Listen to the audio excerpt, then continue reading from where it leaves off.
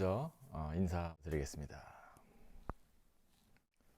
제가 인사를 드렸냐면 이제 그동안 봐주셔서 감사하다는 말씀 드리고요. 당분간은 좀 쉬어야 될 것 같습니다. 왜냐하면 사실 저는 칼빈주의를 지향하는 신학대학원에서 공부를 했습니다. 그리고 나서 어떠한 마음의 변화가 있어서 한글 킹제임스 성경으로 독학을 한 지가 1년이 채 안 됐어요. 그래서 처음에는 어떤 열정을 가지고 시작을 했습니다만 아무래도 혼자 이렇게 가다 보니까 제 스스로가 많이 이제 역부족이라는 생각이 들고, 그렇기 때문에 어떤 근간을 가지고서 공부를 더 체계적으로 하려고 잠시 떠나려고 합니다. 그래서 어쨌든 지금까지 봐주셔서 감사하고요. 저는 떠나지만 하나님 말씀은 영원합니다. 그리고 모든 걸 다 버리고 없애시고 오직 자기가 죄인인 것을 회개하시고 주님을 마음속에 믿어서 내 구주로 영접을 하십시오. 그것이야말로 구원을 받을 수 있는 유일한 길이기 때문에 제가 마지막까지도 이렇게 말씀을 드리고요. 하나님께서 또 기회를 언젠가 주신다면 다시 한번 이러한 영상을 통해서 찾아뵙도록 하겠습니다. 이제 본론으로 들어가도록 하겠습니다. 모든 사람들은 알다시피 성경은 이제 구약과 신약으로 나뉜다라는 것은 그 누구도 부인할 수 없고요. 어떤 자들도 이의를 제기할 수는 없다라고 봅니다. 그러나 많은 사람들은 구약과 신약을 단지 나눈 것뿐이지 성경은 창세기부터 요한계시록까지 하나로 봐야 된다. 즉 통전적으로 봐야 한다라고 말하고 있습니다. 예수 믿고 구원받았다. 모든 것이 다 예수 믿고 구원받았다라는 것이죠. 다시 말해서 율법 시대면 율법 시대, 교회 시대면 교회 시대로만 보지 않는다라는 얘기입니다. 히브리서 10장 1절로 4절까지 한번 보시겠습니다. 율법에는 다가올 선한 것들의 그림자는 있으나 그것들의 형상 자체는 없으므로 그들이 해마다 계속해서 바치는 희생 제물들로는 그곳으로 나아오는 자들을 결코 온전케 할 수 없느니라. 그랬더라면 그들이 제물 드리는 일을 그치지 아니하였겠느냐? 이는 경배 드리는 자들이 단번에 정결케 되면 제들에 대한 의식이 더 이상 없었을 것이기 때문이라. 그러나 이 희생 제물들로 인하여 해마다 죄들을 다시 기억나게 하였나니 이는 황소들과 염소들의 피로는 죄들을 제거하는 것이 불가능하기 때문이라. 구약 시대의 동물 제사로는 영원한 죄사함, 즉 예수 그리스도의 구속함이 사람들에게 임하지 않았다는 얘기인데요. 또 더 보겠습니다. 12절부터 14절까지요. 이분은 한 번의 속죄제를 영원히 드린 후 하나님의 오른편에 앉으셔서 그 후로는 그의 원수들을 자기 발판으로 삼으실 때까지 기다리시느니라. 이는 그가 한 번의 제사로서 거룩하게 된 자들을 영원히 온전케 하셨기 때문이라. 뭡니까? 이분은 누구예요? 예수 그리스도께서 그 십자가의 보혈의 피로 한 번의 죽으심으로 우리의 모든 죄를 사하여 주시고 우리를 구속하셔서 영생을 얻게 하셨다라. 이것은 구약의 동물 제사와는 전혀 다른 차원의 얘기라는 것이지. 그렇죠? 마지막 18절 한 번 더 보시겠습니다. 이제 더 이상 제사들이 있는지 없는지는 이 구절로 확연하게 갈린다라는 것이죠. 18절 이제 이것들을 용서하신 곳에는 더 이상 속죄제가 없느니라. 예수 그리스도께서 친히 속죄 제물로서 십자가에 죽으심으로써 이제 그를 믿는 자들은 영생을 얻게 된다라는 말씀이죠. 그런데 구약에서는 예수 그리스도가 몸으로 십자가에 죽으시지 않으셨기 때문에 동물들을 끊임없이 나의 죄를 사하여 달라고 계속 갖다 바쳤다라는 것이지. 일시적인 죄사함은 있었지만 영원한 정죄에 대한 사함은 없었다라는 것이죠. 이렇게 구약과 신약이 엄연히 문자적으로도 성경에서 나뉘었는데도 불구하고 이 하나님의 말씀들을 믿지 않는 자들, 믿지 않는 그 자들은 사실상 구원받지 못한 자들이라는 것을 증명하고 있다는 것입니다. 이 하나님의 말씀들로 인해서요. 그 사람들이 목사가 돼서 구원받지도 못한 채 이것도 안 믿는 사람이 누가 누구를 가리키냐는 것이죠. 구원받지도 못한 자가 성경을 가리킨다.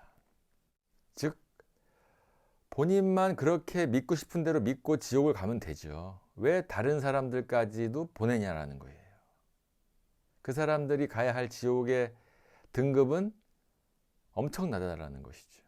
이러한 문자적으로 그대로 하나님 말씀들을 전하는데도 불구하고 그런 자들은 보편적으로 동의할 수 없다라고 얘기합니다.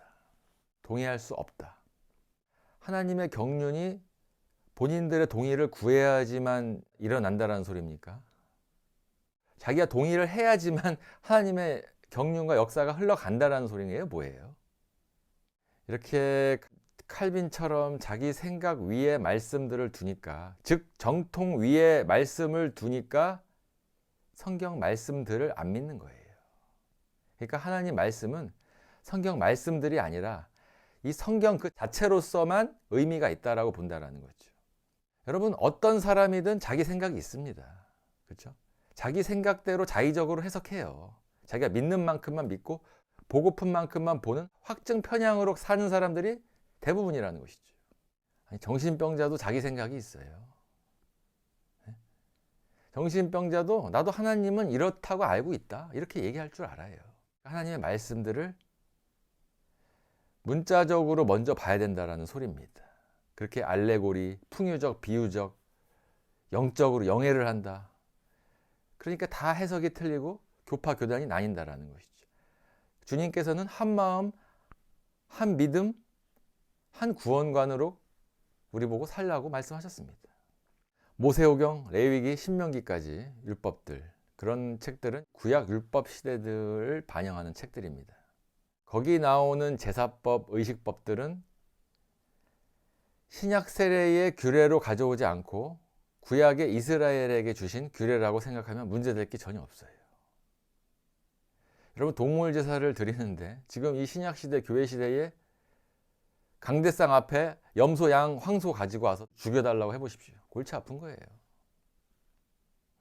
그런 사람들도 없거니와. 그러니까 그런 행위들은 안 하면서 성경을 똑같이 본다? 구약과 신약을?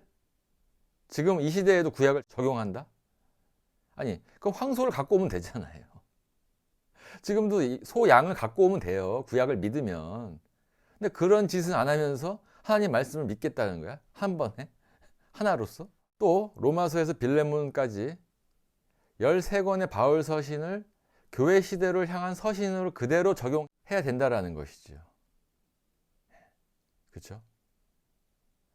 교회에게 믿음으로 구원받는다라고 말하면 믿음으로 구원받는 줄 알면 돼요. 토달지 말고. 그리고 이스라엘에게 안식일을 지키고 돼지고기를 먹지 말라라고 말하면 안 하면 된다는 것이죠.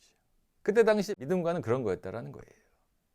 이러한 명령들과 교리들은 분명히 있다라는 것이죠. 왜냐하면 하나님의 경륜이 그러한 것이라는 것이죠. 그런데 사람들은 보통 자기 자신의 환경에서 모든 것을 보는 경향이 있습니다. 저 또한 그랬고요. 그래서 성경 66권의 모든 내용을 우리가 처한 상황, 즉 교회 시대에 맞춰보려는 성향이 너무나 강하다는 것이죠. 그래서 구약의 율법마저도 교회에 다 적용하려고 한다는 거예요.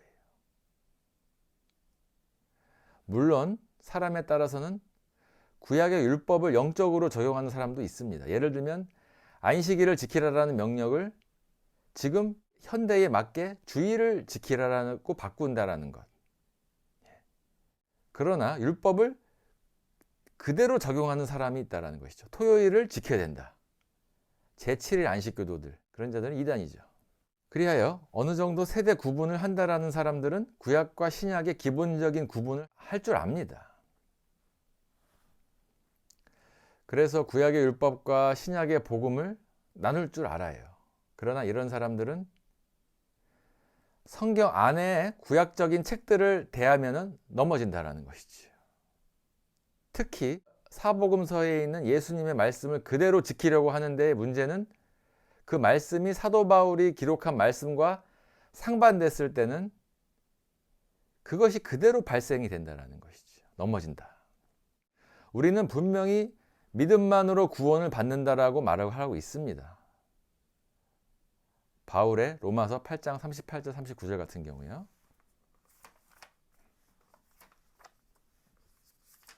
내가 확신하노니 사망이나 생명이나 천사들이나 정사들이나 권세들이나 현재의 일들이나 다가올 일들이나 높음이나 깊음이나 어떤 다른 피조물이라도 우리를 그리스도 예수 우리 주 안에 있는 하나님의 사랑에서 떼어놓을 수 없으리라. 하지만 또 이러한 구절에 넘어지는데요. 마태복음 24장 13절 말씀.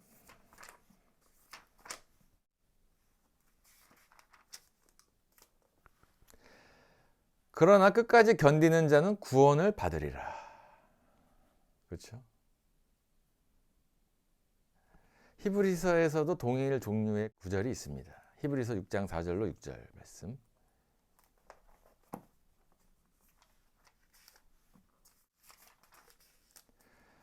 한번 깨우침을 받고 하늘의 선물을 맛보며 성령의 동참자가 되고 하나님의 선한 말씀과 오는 세상의 능력을 맛본 자들이 만약 떨어져 나간다면 다시 새롭게 하여 회개시킬 수 없나니 이는 그들이 스스로 하나님의 아들을 다시 십자가에 못 박아 공개적으로 조롱함이라. 바로 이 같은 구절들 때문에 칼빈주의와 알미니안주의가 대립각을 세우고 있다는 것입니다. 지금까지도요. 어떤 면에서는 알미니안주의자들이 마태복음과 히브리서 이러한 구절들을 문자적으로 잘 해석하는 사람들일 것입니다. 그러나 칼빈주의자들은 이러한 구절들조차도 억지로 해석하는 우를 범하고 있다는 것이죠. 자, 로마서 9장 22절 한 번 더 보시겠습니다. 그러니까 칼빈주의자들의 문제점이 뭐냐면요. 한마디로 말해서 이런 구절들을 어떻게 해석하는지에 따라서 성경이 바로 자기들의 입맛에 맞는 그러한 전통으로서밖에 로마 카톨릭들의 전통을 계승한 꼴밖에 안 된다는 것이죠. 하나님께서 그의 진노를 나타내시고 또 그의 능력을 알게 하시려고 멸하기에 합당한 진노의 그릇들을 심히 오래 참음으로 인내하시며 이 구절을 존 칼빈은 영원한 정죄의 판결을 가르치기 위해 사용했는데요. 이것은 하나님께 선택하지 않은 사람들은 창세기 1장 1절 이전에 저주하기로 이미 정해 놓으셨다는 얘기예요. 이와 같이 어리석은 신학적 실수에는 몇 가지 문제들이 있는데 첫 번째로는 전체 칼빈주의 체계는요. 뭐뭐면 어찌 하겠느냐라는 논리 위에 세워지고 있다는 것입니다. 즉 가정과 가설 하에 그들의 신학 체계를 만들었다는 것이죠. 그가 이단자임을 분명하게 말해주고 있는 증거인데요. 왜냐하면 방금 제가 말씀드렸다시피 성경보다 전통을 우위에 놓고 있는 전체 로마 카톨릭 제도에 세워져 있는 체계이기 때문이라는 것이죠.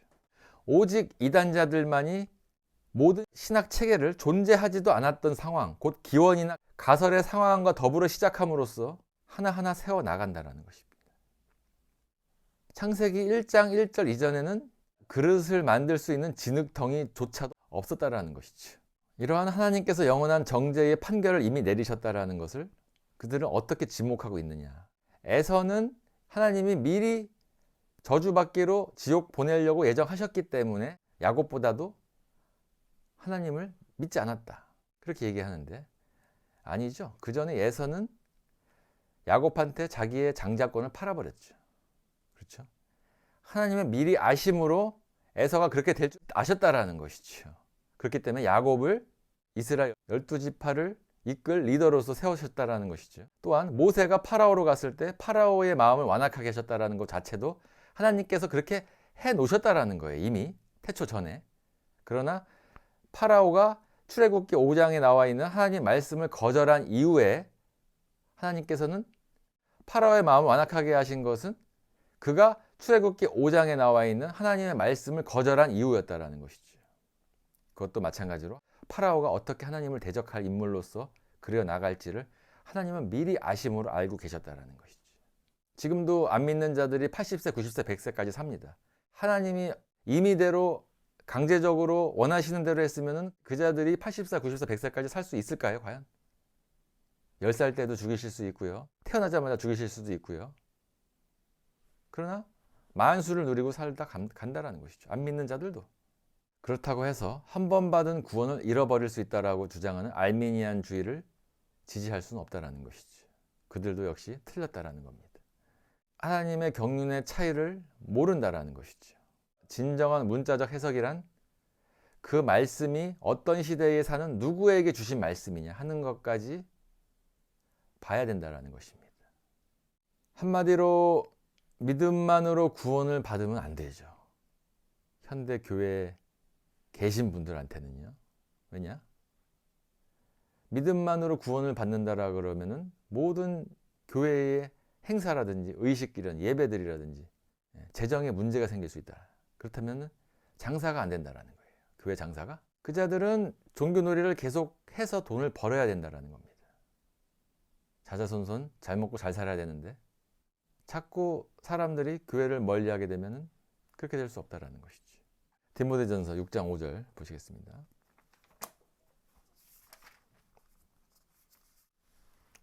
마음이 부패하고 진리를 상실하며 이익이 경건이라 생각하는 사람들 사이에 무익한 논쟁이 일어나느니라. 그런 데서 네 자신은 빠져나오라.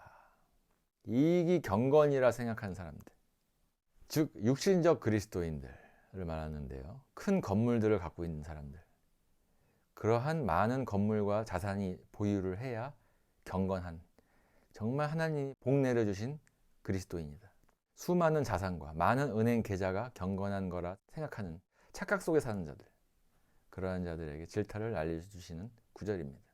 제대로 회개를 해서 영접을 했으면 부끄러운 구원이라도 받을 수는 있지만 종교 놀이만 수십 년 하다가 지옥 가는 사람들도 많다라는 것이죠. 고로 그들이 배운 전통의 체계는 따라 들어가면 어디까지 갑니까? 그렇습니다. 로마 카톨릭의 전통을 그대로 답습한 꼴인데 지금까지도요. 그렇기 때문에 로마 카톨릭은 자신이 Mother of Church라고 그러죠. 네, 어머니 교회라고 합니다. 그러면 그 어머니 뱃속에서 나온 그 자식들, 개신교파 교회들, 그 자들이 하는 모든 교회는 어디서 나온 겁니까? 그 어머니 배에서 나온 자식들이라는 것이지. 그러면 어머니가 말한 것을 따를 수밖에 없는 이단 아닌 이단 생활을 하고 있다는 거예요. 그 자들의 직함이 목사니까 목사라고 부르는 것 뿐이죠. 사실은 진리의 말씀을 올바로 나누어 공부하는 것, 디모데후서 2장 15절에 나와 있습니다.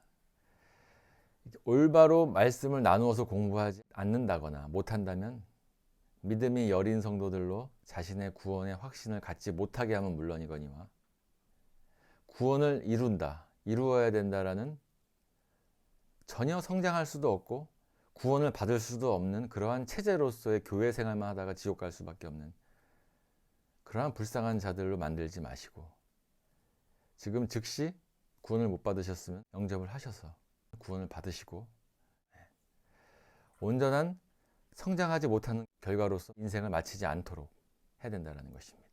그렇게 구원을 끝까지 이루어야 된다, 끝까지 견뎌야 구원받는다라는 그러한 구원받을 수 없는 잃어버린 채 살고 있는 목사와 교사들이 있는 한 한국 교계는 앞으로 더 비참하게 몰락하고 말 것입니다.